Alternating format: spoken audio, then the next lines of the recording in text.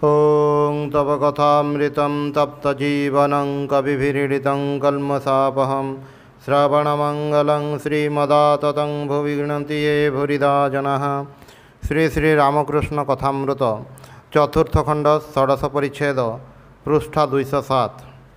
श्रीरामकृष्ण कलिकता नगरी रे भक्त मानक संगरे बलराम मंदिर रे श्रीरामकृष्ण भक्तों संगरे बलराम बैठकखाना बसिछन्ति। सहास्य बदन। अपराह्न प्राय 3टा। विनोद राखाल मास्टर प्रभृति पाखरे बसिछन्ति। छोट नरेन मध्य आसी उपस्थित हेली। आज मंगलवार 28 जुलाई 1885 ख्रीष्टाब्द आषाढ़ कृष्णा प्रतिपद। ठाकुरे सकाळे बलराम घर को आसी भक्त मानक संगरे आहार आदि करिछन्ति। बलराम घरे श्री श्री जगन्नाथ देवंकर सेवा अछि, सेथिपाई ठाकुरे कहन्ति अति शुद्ध अन्न। नारायण प्रमुख भक्त माने कहिथिले नंद बसुंक घरे बहु ईश्वरीय छवि अछि, तेणु आज ठाकुरे अपराह्न तांको घर को जाई छवि देखिबे। जड़े भक्तिमती ब्राह्मणी घर नंद बसुंक घर पाखरे, सेठाकु मध्य जिवे। ब्राह्मणी कन्याशकरे संतप्ता श्रीरामकृष्ण को दर्शन करने को प्राय दक्षिणेश्वर को जाती। से अतिशय व्याकुल होई ठाकुर को आमंत्रण करिसेंति। तांको घर को जीवाकु हेबो और आउ जड़े स्त्री भक्त गणु माँ घर को जीवाकु हेबो। ठाकुरे बलराम घर को आसीबा मात्रे युवक भक्त मान को डकाई पठांती। छोट नरेन थरे कहिथिले बहुत काम थिबारु सबुबेले आसीपारु नाही, परीक्षा पाई पढ़िबाकु हेउछि इत्यादि। छोट नरेन आसीबारु ठाकुरे तांको सहित कथा कहउछन्ति। श्रीरामकृष्ण छोट नरेन को कहउछन्ति तते डाकी पठाई नाही। छोट नरेन हसी हसी कहउछन्ति हाँ जे हेले कौन हेबो। श्रीरामकृष्ण कहउछन्ति हाँ बाबू तोर क्षति हेबो, अवसर पाइले चली आसीबू। ठाकुरे जेपरि अभिमान करी एही कथा गुडिक कहिले। पालिंकी आसीछि। ठाकुरे श्रीयुक्त नंद बसुंक घर को जिवे। ईश्वरंकर नाम करी करी ठाकुरे पालिंकी रे उठुछन्ति। पादरे कला बार्निश करा जोता, चौड़ा नाली धड़िया लुगा पिंधिछन्ति, उत्तरीय नाही। मणि जोता हड़ को पालिंकीर गोटे पाखरे रखिले। पालिंकी संगे संगे मास्टर जाउछन्ति। क्रमे परेश आसी जुटिले। नंद बसुंक फाटक भितरे पालिंकी प्रवेश कला। क्रमे घर सम्मुखस्थ प्रशस्त भूमि पार होई पालिकी को घर पाखक अणागला। गृहस्वामी आत्मीयगण आसी ठाकुर को प्रणाम कले। ठाकुर मास्टर को जोता हड़ को आनिबा कहिले। पालिंकी ओह्लाई उपरर हल घरे उपस्थित हेले। हल घरटी अति दीर्घ और प्रशस्त। घर भितर चतुर्दिगरे देवदेवींकर छवि। गृहस्वामी और तांकर भ्राता पशुपति ठाकुर को संभाषण कले। क्रमे पालिंकीर पछे पछे आसी भक्त माने एही हल घरे जमा हेले। गिरीश भाई अतुल आसिछन्ति। प्रसन्न पिता श्रीयुक्त नंद बसुंक घर को सर्वदा यातायात करती। से मध्य उपस्थित अछन्ति। ठाकुर श्रीरामकृष्ण एथर छवि देखा उठिले। सांगरे मास्टर और अन्य केतेजण भक्त। गृहस्वामींकर भ्राता श्रीयुक्त पशुपति मध्य संगे संगे रही छवि गुड़ी को देखाउछन्ति। ठाकुरे सर्वप्रथमे चतुर्भुज विष्णुमूर्ति दर्शन करुछन्ति। देखिबा मात्रे भावरे विहड़ हो गले। ठिया होइथिले, बसी पड़िले। किछि समय भावरे आविष्ट होई रहिले। हनुमान शिरे हाथ देई श्रीरामचंद्र आशीर्वाद करुछन्ति। श्रीरामंक पादपद्मरे हनुमानंकर दृष्टि निबद्ध। ठाकुर श्रीरामकृष्ण बहु समय धरी एही छवि देखुछन्ति। भावरे कहउछन्ति आहा आहा। तृतीय छवि बंशीवदन श्रीकृष्ण कदम्ब तले ठिया होइछन्ति।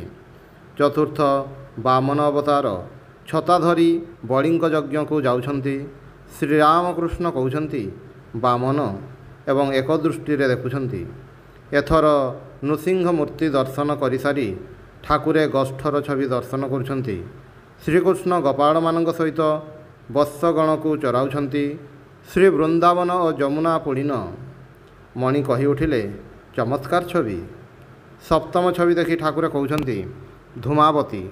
अष्टम षोडशी, नवम भुवनेश्वरी, दशम तारा, एकादश काली। ଏହି ସମସ୍ତ ମୂର୍ତ୍ତିଙ୍କୁ ଦେଖି ଠାକୁରେ କହୁଛନ୍ତି, ଏସବୁ ଉଗ୍ରମୂର୍ତ୍ତି, ଏସବୁ ମୂର୍ତ୍ତି ଘରେ ରଖିବା ଉଚିତ ନୁହେଁ। ଏହି ମୂର୍ତ୍ତି ଘରେ ରଖିଲେ ପୂଜା କରିବାକୁ ହୁଏ। ତେବେ ଆପଣମାନଙ୍କର ଅଦୃଷ୍ଟର ଜୋର ଅଛି ବୋଲି ଆପଣମାନେ ରଖିଛନ୍ତି। ଶ୍ରୀ ଶ୍ରୀ ଅନ୍ନପୂର୍ଣ୍ଣାଙ୍କୁ ଦର୍ଶନ କରି ଠାକୁରେ ଭାବରେ କହୁଛନ୍ତି, ବାଃ ବାଃ। ତାପରେ ରାଜା ବେଶରେ ରାଧିକା ନିକୁଞ୍ଜ ବନରେ ସଖୀ ପରିବୃତା ହୋଇ ସିଂହାସନରେ ବସିଛନ୍ତି। ଶ୍ରୀକୃଷ୍ଣ କୁଞ୍ଜ ଦ୍ୱାରରେ ଦ୍ୱାରପାଳ ବେଶରେ ବସିଛନ୍ତି। ତାପରେ ଦଳର ଛବି। ଠାକୁରେ ବହୁ ସମୟ ଧରି ଏହାର ପରବର୍ତ୍ତୀ ମୂର୍ତ୍ତିଙ୍କୁ ଦେଖୁଛନ୍ତି। କାଚବାକ୍ସ ଭିତରେ ବୀଣାପାଣିଙ୍କର ମୂର୍ତ୍ତି। ଦେବୀ ବୀଣା ହସ୍ତରେ ଉନ୍ମନା ହୋଇ ରାଗରାଗିଣୀ ଆଳାପ କରୁଛନ୍ତି। ଛବି ଦେଖା ସମାପ୍ତ ହେଲା। ଠାକୁରେ ପୁଣି ଗୃହସ୍ୱାମୀଙ୍କ ପାଖରେ ଆସି ଉପସ୍ଥିତ ହେଲେ। ଠିଆ ହୋଇ ଗୃହସ୍ୱାମୀଙ୍କୁ କହୁଛନ୍ତି, ଆଜି ଖୁବ୍ ଆନନ୍ଦ ହେଲା। ବାଃ, ଆପଣ ତ ଖାଣ୍ଟି ହିନ୍ଦୁ। ଇଂରାଜୀ ଛବି ନ ରଖି ଯେ ଏହିସବୁ ଛବି ରଖିଛନ୍ତି, ଭାରି ଆଶ୍ଚର୍ଯ୍ୟ। ଶ୍ରୀଯୁକ୍ତ ନନ୍ଦବସୁ ବସିଛନ୍ତି। ସେ ଠାକୁରଙ୍କୁ ଆହ୍ୱାନ କରି କହୁଛନ୍ତି, ବସନ୍ତୁ, ଠିଆ ହୋଇ ରହିଲେ କାହିଁକି? ଶ୍ରୀରାମକୃଷ୍ଣ ବସି କହୁଛନ୍ତି, ଏ ଫଟୋଗୁଡ଼ିକ ଖୁବ୍ ବଡ଼ ବଡ଼, ତୁମେ ଖାଣ୍ଟି ହିନ୍ଦୁ। ନନ୍ଦବସୁ କହୁଛନ୍ତି, ଇଂରାଜୀ ଛବି ମଧ୍ୟ ଅଛି। ଶ୍ରୀରାମକୃଷ୍ଣ ସହାସ୍ୟ କହୁଛନ୍ତି, ସେସବୁ ଏପରି କିଛି ନୁହେଁ। ଇଂରେଜଙ୍କ ଆଡ଼କୁ ତୁମର ସେତେ ନଜର ନାହିଁ। ଘର କାନ୍ଥରେ ଶ୍ରୀଯୁକ୍ତ କେଶବ ସେନଙ୍କର ନବବିଧାନର ଛବି ଟଙ୍ଗା ହୋଇଥିଲା। ଶ୍ରୀଯୁକ୍ତ ସୁରେଶ ମିତ୍ର ଏହି ଛବି କରାଇଥିଲେ। ସେ ଠାକୁରଙ୍କର ଜଣେ ପ୍ରିୟ ଭକ୍ତ। ଏହି ଛବିରେ ପରମହଂସଦେବ କେଶବଙ୍କୁ ଦେଖାଇ ଦେଉଛନ୍ତି, ଭିନ୍ନ ଭିନ୍ନ ପଥ ଦେଇ ସବୁ ଧର୍ମାବଲମ୍ବୀମାନେ ଈଶ୍ୱରଙ୍କ ଆଡ଼କୁ ଯାଉଛନ୍ତି। ଗନ୍ତବ୍ୟ ସ୍ଥାନ ଏକ, କେବଳ ପଥ ଅଲଗା। ଶ୍ରୀରାମକୃଷ୍ଣ କହୁଛନ୍ତି, ଏଇ ତ ସୁରେନ୍ଦ୍ରର ଛବି। ପ୍ରସନ୍ନଙ୍କ ପିତା ସହାସ୍ୟ କହୁଛନ୍ତି, ଆପଣ ବି ଯେ ଏ ଛବି ଭିତରେ ଅଛନ୍ତି। ଶ୍ରୀରାମକୃଷ୍ଣ ସହାସ୍ୟ କହୁଛନ୍ତି, ଏ ବି ଗୋଟେ ପ୍ରକାର, ଏହା ଭିତରେ ସବୁ ଅଛି।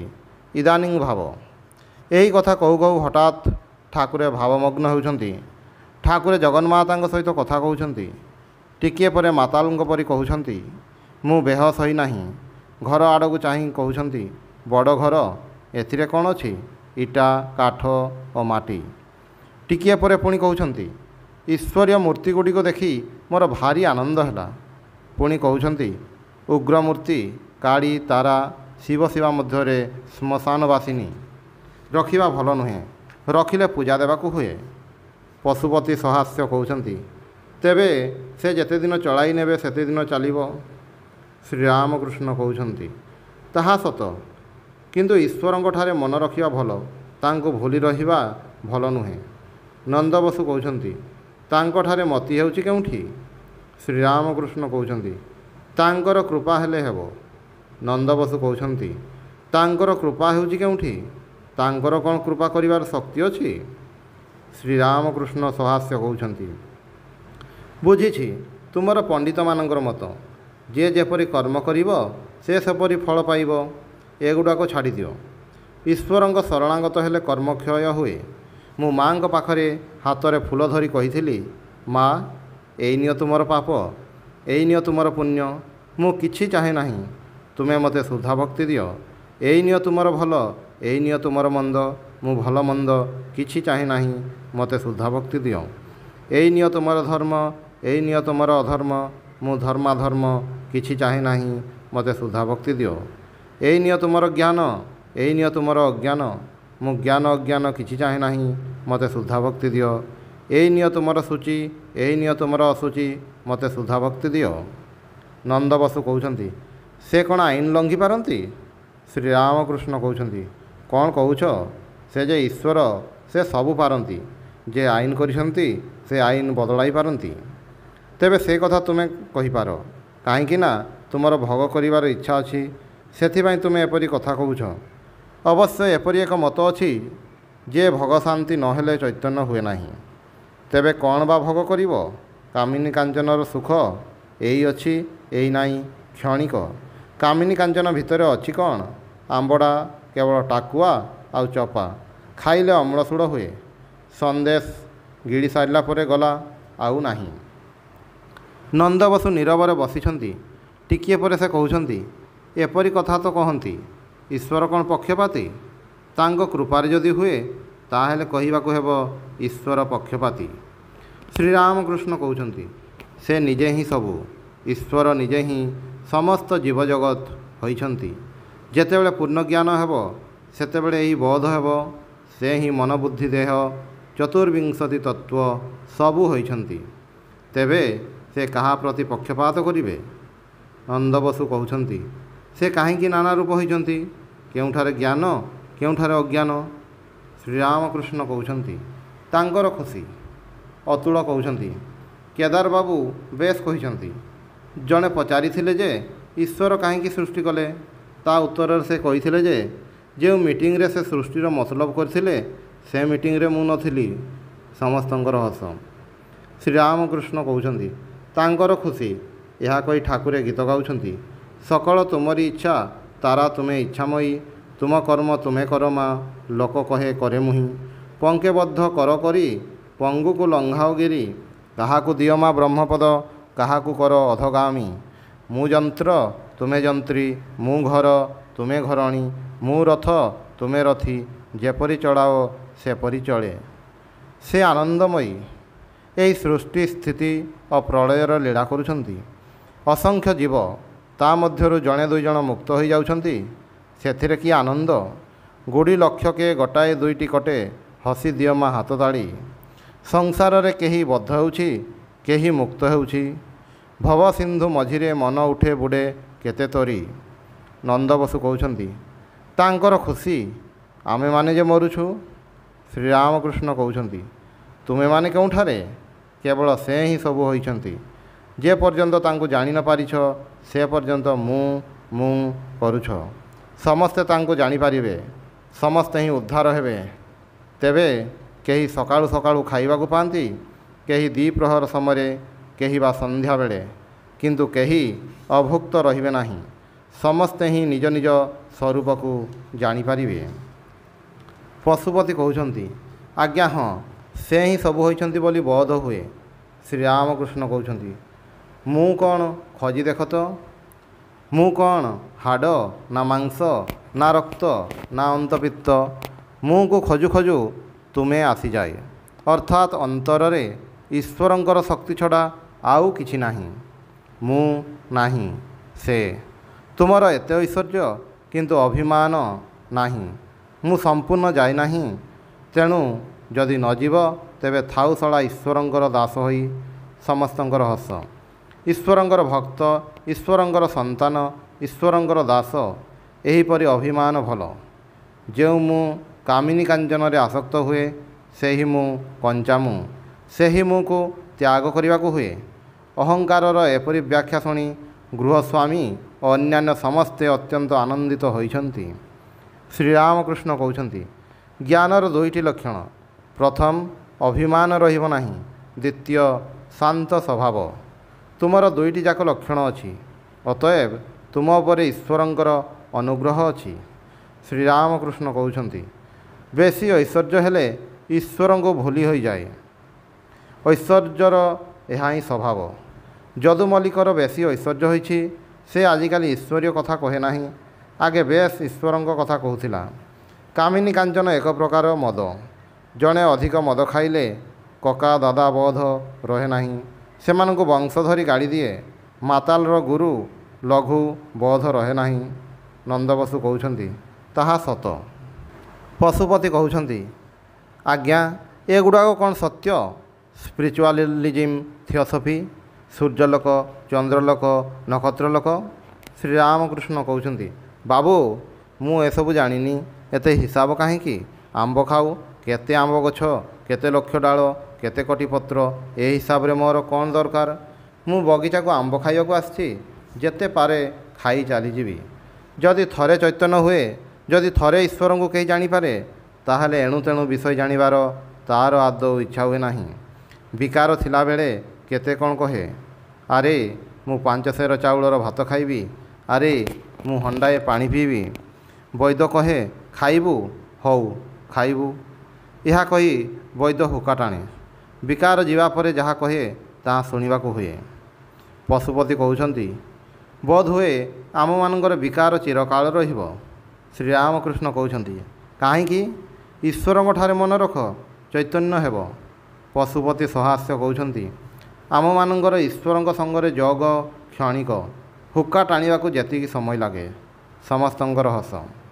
ଶ୍ରୀରାମକୃଷ୍ଣ କହୁଛନ୍ତି, ସେତିକି ହେଉ, କ୍ଷଣକ ପାଇଁ ତାଙ୍କ ସଙ୍ଗରେ ଯୋଗ ହେଲେ ହିଁ ମୁକ୍ତି। ଅହଲ୍ୟା କହିଲେ, ରାମ, ଶୁକର ଜନିରେ ଜନ୍ମ ହେଉ କିମ୍ବା ଅନ୍ୟ ଯେଉଁଠାରେ ହେଉ ପଛକେ ତୁମ ପାଦପଦ୍ମରେ ଯେପରି ମନ ରହେ, ତୁମ ପାଦପଦ୍ମରେ ଯେପରି ଶୁଦ୍ଧ ଭକ୍ତି ହୁଏ। ନାରଦ କହିଲେ, ରାମ, ତୁମକୁ ଅନ୍ୟ କୌଣସି ବର ମାଗୁନାହିଁ, ମୋତେ ଶୁଦ୍ଧା ଭକ୍ତି ଦିଅ ଆଉ ଆଶୀର୍ବାଦ କର, ଯେପରି ତୁମର ଭୁବନ ମୋହିନୀ ମାୟାରେ ମୁଗ୍ଧ ନ ହୁଏ। ତାଙ୍କୁ ଆନ୍ତରିକ ପ୍ରାର୍ଥନା କଲେ ତାଙ୍କଠାରେ ମନ ଲାଗେ, ଈଶ୍ୱରଙ୍କ ପାଦପଦ୍ମରେ ଶୁଦ୍ଧା ଭକ୍ତି ହୁଏ। ଆମମାନଙ୍କର କ'ଣ ବିକାର ଯିବ? ଆମମାନଙ୍କର ଆଉ କ'ଣ ହେବ? ଆମେମାନେ ପାପୀ, ଏସବୁ ବୁଦ୍ଧି ତ୍ୟାଗ କର। ନନ୍ଦ ବସୁଙ୍କ ପ୍ରତି ବରଂ ଏପରି ଦରକାର, ଥରେ ରାମ କହିଛି, ମୋର ପୁଣି ପାପ। ନନ୍ଦ ବସୁ କହୁଛନ୍ତି, ପରଲୋକ କ'ଣ ଅଛି? ପାପର ଶାସ୍ତି। ଶ୍ରୀରାମକୃଷ୍ଣ କହୁଛନ୍ତି, ତୁମେ ଆମ୍ବ ଖାଅ, ତୁମର ସେସବୁ ହିସାବରେ କ'ଣ ଦରକାର? ପରଲୋକ ଅଛି କି ନାହିଁ ସେଥିରେ କ'ଣ ପ୍ରୟୋଜନ? ଆମ୍ବ ଖାଅ, ଆମ୍ବ ଦରକାର, ତାଙ୍କଠାରେ ଭକ୍ତି ଦରକାର। ନନ୍ଦ ବସୁ କହୁଛନ୍ତି, ଆମ୍ବ ଗଛ କେଉଁଠାରେ? ଆମ୍ବ ବା କେଉଁଠୁ ପାଇବୁ? ଶ୍ରୀରାମକୃଷ୍ଣ କହୁଛନ୍ତି, ଗଛ ସେ ଅନାଦି ଓ ଅନନ୍ତ ବ୍ରହ୍ମ, ସେ ନିଶ୍ଚୟ ଅଛନ୍ତି, ସେ ନିତ୍ୟ। ତେବେ ଗୋଟାଏ କଥା ଅଛି, ସେ କଳ୍ପତରୁ। କାଳି କଳ୍ପତରୁ ମୂଳରେ ମନ ଚାରିଫଳ ଖୋଜି ପାଇବୁ। କଳ୍ପତରୁ ପାଖକୁ ଯାଇ ପ୍ରାର୍ଥନା କରିବାକୁ ହୁଏ, ତେବେ ଫଳ ମିଳେ। ତେବେ ଗଛ ମୂଳରେ ଫଳ ପଡ଼େ, ସେତେବେଳେ ଗୋଟାଇ ନେଇପାରିବ ଚାରିଫଳ, ଅର୍ଥାତ୍ ଧର୍ମ, ଅର୍ଥ, କାମ ଓ ମୋକ୍ଷ। ଜ୍ଞାନୀମାନେ ମୁକ୍ତି ଅର୍ଥାତ୍ ମୋକ୍ଷ ଫଳ ଚାହାନ୍ତି, ଭକ୍ତମାନେ ଭକ୍ତି ଚାହାନ୍ତି, ଅହେତୁକି ଭକ୍ତି। ସେମାନେ ଧର୍ମ, ଅର୍ଥ, କାମ ଚାହାନ୍ତି ନାହିଁ। ପରଲୋକ କଥା କହୁଛ? ଗୀତାରେ ଅଛି, ମଲାବେଳେ ଯାହା ଭାବିବ ତାହା ହିଁ ହେବ। ଭରତ ରାଜା ହରିଣ ହରିଣ ଭାବି ଶକରେ ପ୍ରାଣତ୍ୟାଗ କରିଥିଲେ, ସେଥିପାଇଁ ତାଙ୍କୁ ହରିଣ ହୋଇ ଜନ୍ମିବାକୁ ହେଲା। ସେଥିପାଇଁ ଜପ, ଧ୍ୟାନ ଓ ପୂଜା ଏସବୁ ରାତିଦିନ ଅଭ୍ୟାସ କରିବାକୁ ହୁଏ। ତାହେଲେ ମୃତ୍ୟୁକାଳରେ ଈଶ୍ୱର ଚିନ୍ତା ଆସେ ଅଭ୍ୟାସ ଗୁଣରେ। ଏହିପରି ମୃତ୍ୟୁ ହେଲେ ଈଶ୍ୱରଙ୍କର ସ୍ୱରୂପ ପ୍ରାପ୍ତ ହୁଏ। କେଶବ ସେନ ମଧ୍ୟ ପରଲୋକ କଥା ପଚାରିଥିଲେ। ମୁଁ କେଶବଙ୍କୁ କହିଲି, ଏସବୁ ହିସାବରେ ତୁମର କ'ଣ ଦରକାର? ତାପରେ ପୁଣି କହିଲି, ଯେତେବେଳେ ଯାଇ ଈଶ୍ୱର ଲାଭ ହୋଇନାହିଁ, ସେ ପର୍ଯ୍ୟନ୍ତ ପୁନଃ ପୁନଃ ସଂସାରରେ ଆତଯାତ ହେବ। କୁମ୍ଭାରମାନେ ହାଣ୍ଡି ସରା ଖରାରେ ଶୁଖାଇଥାନ୍ତି। ଛେଳି ଗୋରୁ ଚଢ଼ିଗଲେ ଯଦି ଭାଙ୍ଗିଯାଏ, ତାହେଲେ ପୋଡ଼ା ହୋଇଥିବା ନାଲି ହାଣ୍ଡିଗୁଡ଼ାକ ଫିଙ୍ଗି ଦିଅନ୍ତି, କିନ୍ତୁ କଞ୍ଚାଗୁଡ଼ିକୁ ଆଉ ଥରେ ଚକଟା ମାଟି ସଙ୍ଗରେ ମିଶାଇ ଚକରେ ଥୋଇ ଗଢ଼ନ୍ତି। ଓଂ ନିରଞ୍ଜନମ୍ ନିତ୍ୟମନନ୍ତ ରୂପମ୍ ଭକ୍ତାନୁକମ୍ପାଧୃତବିଗ୍ରହଂ ବୈ ଈଶାବତାରಂ ପରମେଶମିଡ୍ୟଂ ତ୍ୱଂ ରାମକୃଷ୍ଣଂ ଶିରସା ନମାମି।